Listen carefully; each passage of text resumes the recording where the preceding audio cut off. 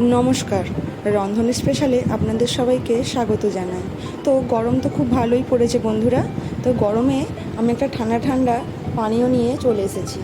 তো আজকে আমি বানাবো তরমুজের শরবত বা তরমুজের জুস। তো চলুন শুরু করা যাক রেসিপিটি।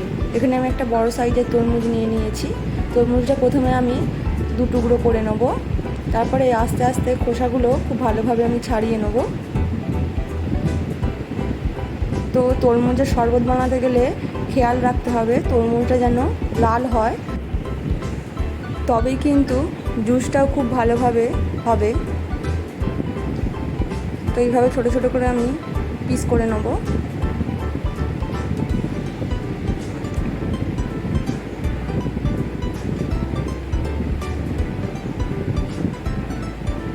তো তরমুজটা আমার কিন্তু কাটা হয়ে গিয়েছে, দানাগুলো খুব ভালোভাবে আমি ছাড়িয়েও নিয়েছি।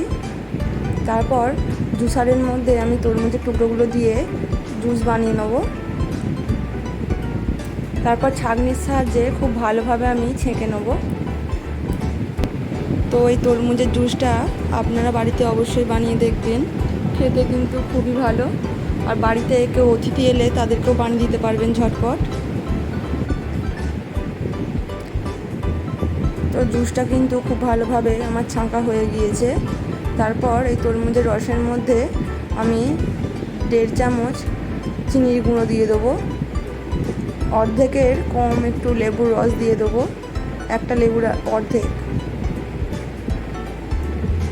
তারপরে দিয়ে দেবো 1 চামচের 4 ভাগের 1 ভাগ বিট লবণ ও 1/2 চামচ চাট মশলা। সব উপকরণ খুব ভালোভাবে মিশিয়ে নেব।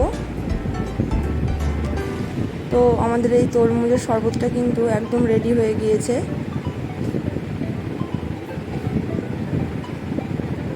দেখুন, তো আমি শরবতের মধ্যে 3-4টে বরফের টুকরো দিয়ে দেবো। তো খেতে কিন্তু আরোই ভালো লাগবে। তো ভিডিওটি কেমন লাগলো বন্ধুরা অবশ্যই কমেন্টে জানাবেন, আর ভালো লাগলে অবশ্যই একটি লাইক করে দেবেন। ভিডিওটি প্রথম থেকে শেষ পর্যন্ত দেখার জন্য ধন্যবাদ।